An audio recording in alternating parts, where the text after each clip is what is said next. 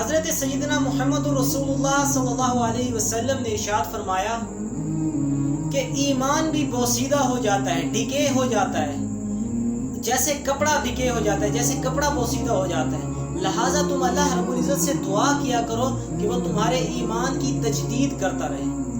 یعنی جیسے کوئی چیز ہوتی ہے، جیسے کپڑا ہوتا ہے وہ بوسیدہ ہو جاتا ہے، گل سڑ جاتا ہے، اسی طرح ایمان بھی بوسیدہ ہو جاتا ہے۔ تو لہٰذا اللہ رب العزت سے دعا کیا کرو کہ یا اللہ میرے ایمان کو تازہ رکھیے، میرے ایمان کے اندر جدت رکھیے، میرے ایمان کو نیا بنا کے رکھیے، یعنی جذبہ میرے اندر ہونا چاہیے، عمل کرنے والا میرا جذبہ ہونا چاہیے، کیونکہ انما الاعمال بالخواتیم، کہ اعمال کا دار و مدار خاتمہ پر ہے۔ یعنی اگر آپ نے دنیا کے اندر جتنے بھی اعمال کر لیے ہیں، لیکن اگر آپ کا خاتمہ ایمان پر نہیں ہوا، آپ نے مرتے وقت آپ کو کلمہ نصیب نہیں ہوا، آپ کفر پہ مر گئے، پوری زندگی تو آپ نے نیکیاں کی لیکن نعوذ باللہ مرتے وقت آپ اسلام کے قائل نہیں تھے، آپ ایمان باللہ ایمان بالرسول پر قائم نہیں تھے، تو یہ آپ کے اعمال کسی کام کے نہیں آئیں گے، کسی کام کے نہیں ہوں گے۔ اسی لیے اعمال کا دار و مدار خاتمہ پر ہے۔ اور قرآن مجید کے اندر بھی ہے، سورہ نساء کے اندر، یا ایھا الذین آمنوا آمنوا باللہ ورسولہ، کہ اے ایمان والو اللہ اور اس کے رسول پر ایمان لے آؤ۔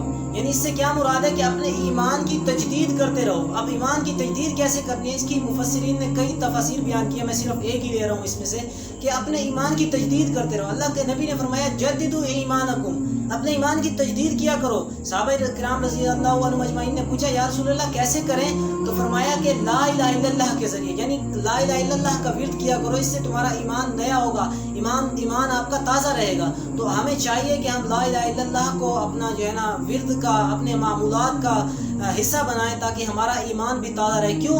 کیونکہ جیسے ایک پلانٹ ہوتا ہے، جیسے ایک پودا ہوتا ہے، اگر آپ نے اسے لگا تو دیا ہے، اب لگانے کے بعد آپ اس کی کیئر نہیں کر رہے ہیں، آپ اسے وقت پر پانی نہیں دیتے ہیں، آپ اس کو سن لائٹ میں نہیں رکھتے ہیں، اب وہ اس کی جو اس کا خوراک بننے کا پروسیس ہے وہ نہیں ہوگا، اور اس کی گروتھ اچھی طرح سے نہیں ہو پائے گی، وہ گل سڑ جائے گا، ڈکے ہو جائے گا۔ اسی طرح جو ایمان ہے یہ بھی اگر آپ اس کی حفاظت نہیں کریں گے تو یہ جاتا رہے گا۔